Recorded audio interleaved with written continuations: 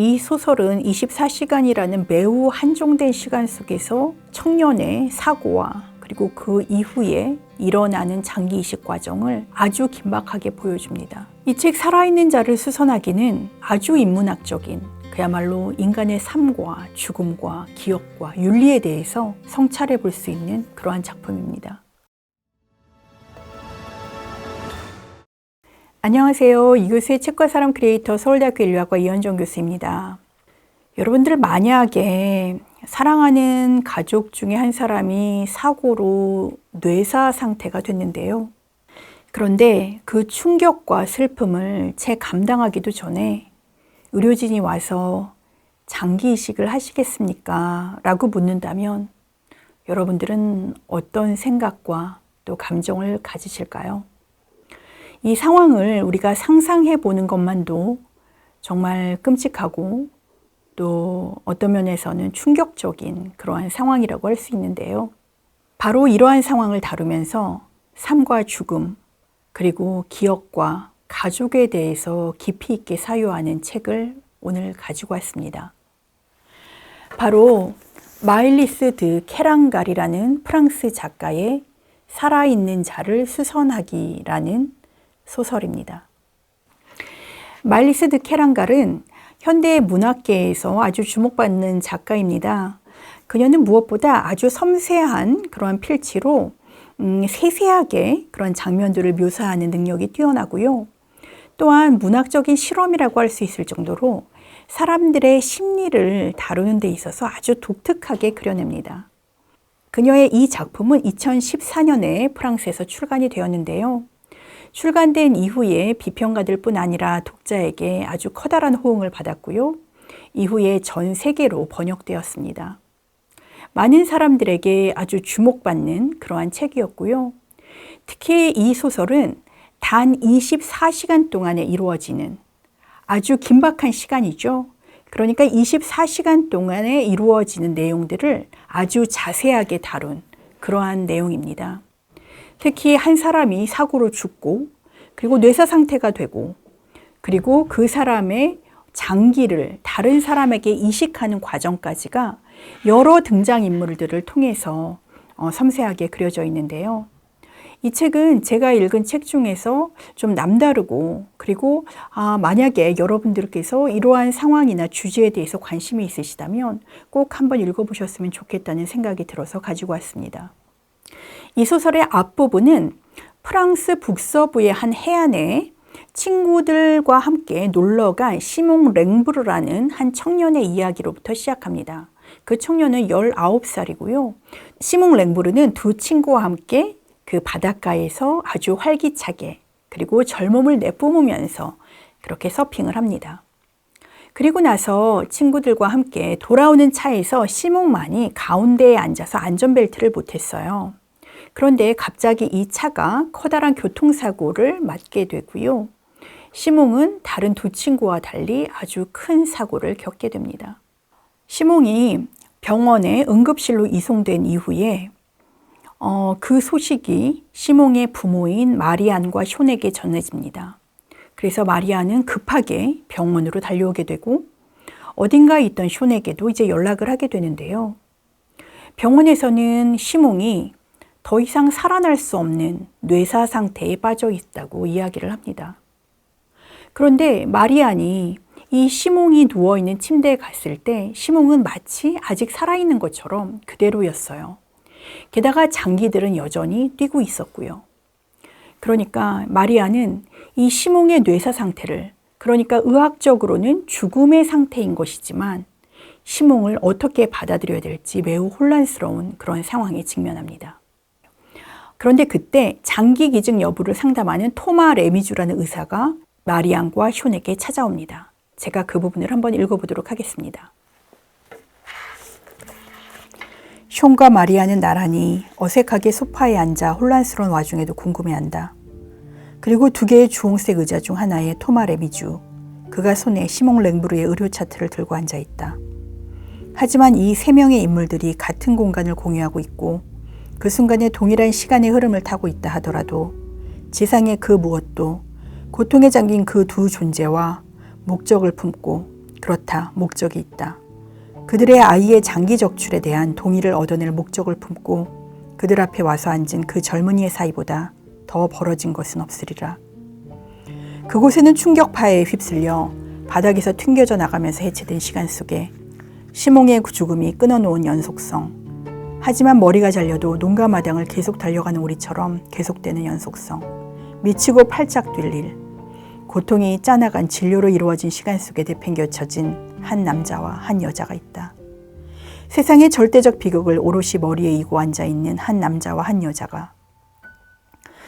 그리고 그곳에는 하얀색 가운을 입고 적극적이면서도 조심스럽고 단계를 건너뛰는 법 없이 면담을 이끌 준비가 되어 있으나 머릿속 한 귀퉁이에서는 카운트다운을 시작했으며 뇌사 상태의 육체는 상태가 점점 나빠지기 때문에 일을 빨리 처리해야 한다는 사실을 의식하고 있는 이렇게 뒤틀린 상황에 휘말린 그 젊은이도 있다.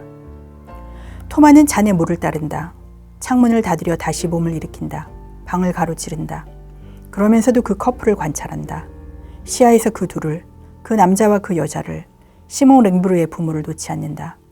이 순간 그는 정신적으로 후끈 달아오른 상태임이 분명하다. 본인이 두 사람을 몰아붙이고 그들이 아직까지 생각지도 못한 질문을 그들의 고통 속에 새겨넣고 그들이 고통에 얻어맞아 좀비 같고 꼭두각시 같은 지금 그것을 생각해보기를, 분명하게 대답해주기를 그들에게 요구할 태세임을 알고 있으니까.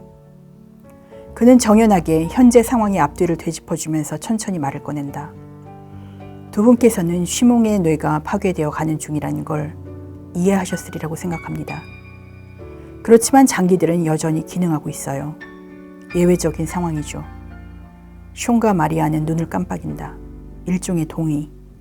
용기를 얻은 토마가 계속 말을 잇는다. 두 분이 느끼는 고통은 잘 압니다. 하지만 민감한 이야기를 두 분과 나눠야 하는 것이 제 입장이라서요.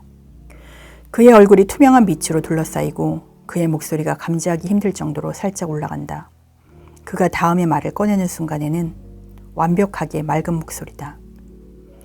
시몽의 장기 기증을 고려해 볼 수도 있는 상황입니다. 네, 제가 지금 읽은 부분에서 여러분들도 느끼셨지만 마일리스 드 케랑갈의 작품 속에는 이렇게 가로 안에 또 그 당사자가 느끼는 감정이 추가적으로 들어가 있습니다. 그래서 전체적으로 매우 긴 문장이고요. 그리고 그 문장들 사이사이에 또 괄호 안에 들어있는 내용들이 있어서 뭐라 그럴까요? 계속 의식의 흐름처럼 계속 이어지는 긴 그런 문단들이 이어집니다. 무엇보다 이 작품은 의료 현장에서 이루어지는 장기 이식 과정을 그 어떤 작품보다 아주 세세하게 다루고 있습니다. 장기 이식이 이루어지기 위해서 지금 제가 읽은 부분처럼 그 장기 이식 코디네이터가 상담을 하는 과정, 그리고 시몽 랭브르의 몸이 관찰되는 과정, 예를 들어서 뭐 심장 박동이라든지 아니면 혈액 검사라든지 다른 조직 평가와 같은 과정이 이루어지는 것, 그리고 여러 종류의 다른 의사들이 참여하고 또 움직이는 그러한 과정들, 또 이 심장을 이식받는 사람을 골라내는 작업 등등이 아주 세세하게 다 묘사되어 있고요. 이 과정 속에서 의료 체계가 얼마나 복잡하고 또 많은 윤리적인 문제를 내포하고 있는지를 이 소설은 잘 드러냅니다. 소설의 핵심은 특히 심장 이식에 있습니다. 심장만 이식하는 것은 아니고 다른 장기들도 빼내지지만 특히 이 심장이라는 것은 우리가 여러 장기 중에서도 인간이 살아있다는 것, 그리고 그 마음을 우리가 느끼고 있다는 것을 가장 적나라하게 보여주는 장기인데요. 이 장기는 결국 다른 곳에 살고 있는 중년의 여성에게 이식이 됩니다. 그 이식을 위해서 또 다른 지역에 살고 있는 전문가가, 그러니까 전문적인 장기 이식을 하는 그런 의사들이 찾아오게 되고요. 또 이 심장 이식 과정이 그 수술실 안에서 어떻게 이루어지는지가 그려집니다. 심장이 이식되는, 다시 말해서 시몽의 몸에서 심장이 빼내어지고 그것이 중년의 여성인 클레르의 몸에 이식될 때까지의 과정은 어떤 면에서 보면 아주 최첨단의 그런 의학 기술을 요하는 그러한 장면이지만 동시에 아주 문학적이고 또 예술적인 장면으로 흘러가기도 합니다. 그 사이사이에 참여하는 의사들이 겪고 있는 개인적인 상황들, 그리고 그들이 이 장소에 같이 참여하게 되면서 함께하는 이야기들이 또 소설 속에 들어가 있습니다. 이 소설에서 한 가지 독특한 점은 심장 이식 수술이 진행되는 그 과정에 시몽의 부모님인 마리안과 숀이 시몽이 좋아하는 바닷소리, 그리고 그들이 시몽에게 마지막으로 전달해주고 싶은 이야기를 들려달라고 했습니다. 그래서 그것을 마지막 그 순간에 들려주게 되는데요. 제가 그 부분을 한번 읽어보도록 하겠습니다. 숀과 마리안이 병실에서 나간다. 토마가 거기 문간에서 두 사람을 기다리고 있다. 두 사람이 입을 벌린다. 말이 나오지 않는다. 서로 협의한 말을 하고 싶은 모양이다.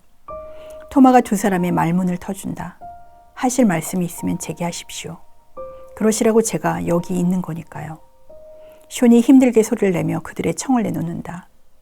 드러낼 때 시몽의 심장, 그때 시몽에게, 그러니까 정지시킬 때 심장을 말해줘요. 내가 그 애에게 꼭 말해줘요. 우리가 있다고, 함께 한다고, 우리 모두 그 애를 생각한다고, 우리 모두의 사랑을. 마리아가 뒤를 받는다. 그리고 루와 줄리에트도요. 그리고 할머니도. 그러더니 다시 숀. 바닷소리 들려줘요. 그가 토마에게 이어폰과 mp3 플레이어를 내민다. 7번 트랙이에요. 맞춰놨어요. 아이가 바닷소리를 듣게요. 두 사람의 머릿속에서 두서없이 튀어나오는 생각들. 그러자 토마가 그 의식을 두 사람의 이름으로 완수하겠노라고 다짐한다. 그렇게 하겠습니다. 우리는 일반적으로 죽음은 삶의 종결이라고 생각합니다. 죽게 되면 모든 것은 끝난다라고 생각하게 되죠. 그런데 이 소설은 사실상 죽음이 끝이 아니라는 것을 보여주고 있습니다. 아주 역설적인데요. 아이의 죽음을 맞닥뜨린 부모는 시몬과 함께 지냈던 시간들을 하나하나 기억해냅니다. 그가 어렸을 때부터 보였던 모습들, 그리고 청년이 되면서 그가 했던 말들, 그런 것들이 하나 둘 파노라마처럼 스쳐 지나가고요. 그들은 그러한 기억 속에서 시몽의 삶을 마음속에 더 간직하게 됩니다.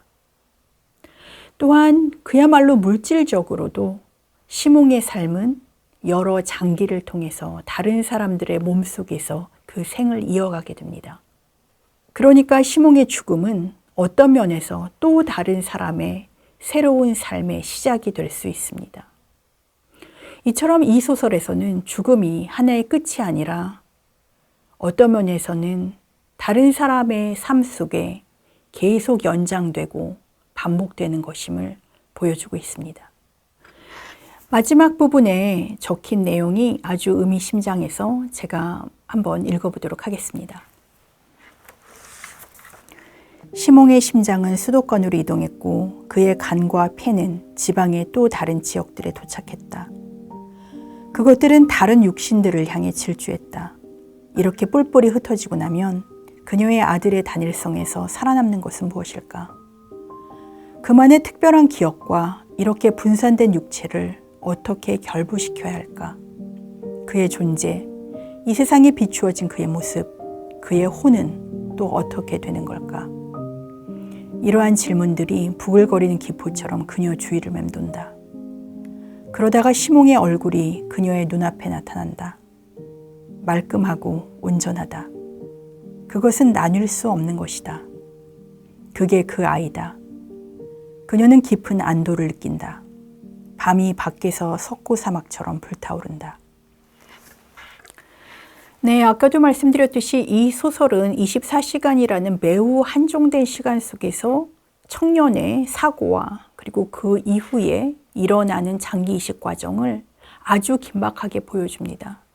그래서 읽다 보면은 뭐라 그럴까요? 마음이 두근두근하고 그 긴장감을 독자가 따라가느라고 아주 급박해지는 그런 경험을 하게 되는데요. 이러한 의학적인 결정과 과정에 대해서 저자는 긴 문단들과 그리고 속도감 있는 그러한 문장들의 전개, 그리고 어떤 독백, 감정선들의 묘사를 통해서 아주 재치 있고 그리고 능숙하게 펼쳐갑니다. 이 책 살아있는 자를 수선하기는 여러분들이 한편으로는 의학적인 전문 지식을 경험할 수 있는 그러한 소설이기도 하지만 다른 한편으로는 아주 인문학적인 그야말로 인간의 삶과 죽음과 기억과 윤리에 대해서 성찰해 볼 수 있는 그러한 작품입니다. 이 책은 읽기에 그렇게 어렵지 않습니다. 물론 내용은 어떤 면에서 아주 전문적인 내용을 다루고 있는 것처럼 느껴지지만 전체적인 흐름이라든지 그리고 문장의 난이도는 그렇게 어렵지 않기 때문에 여러분들이 쉽게 읽으실 수 있고요. 그런 반면에 다 읽고 나서 느껴지는 그러한 지점들은 좀 심오하다라고 할 수 있을 것 같습니다. 여러분들께서 기회가 되시면 이 책 한번 읽어보시기를 제가 권하겠고요. 또 이 책을 통해서 우리의 삶과 죽음, 그리고 기억과 가족에 대해서, 사랑에 대해서 여러분들이 한번 생각해 보실 수 있기를 바라겠습니다. 네, 오늘은 여기까지 하겠습니다. 오늘 영상이 좋으셨다면 좋아요, 구독, 알림 설정 부탁드리겠고요. 저는 다음 시간에 또 좋은 영상을 가지고 여러분들을 만나 뵙도록 하겠습니다. 감사합니다.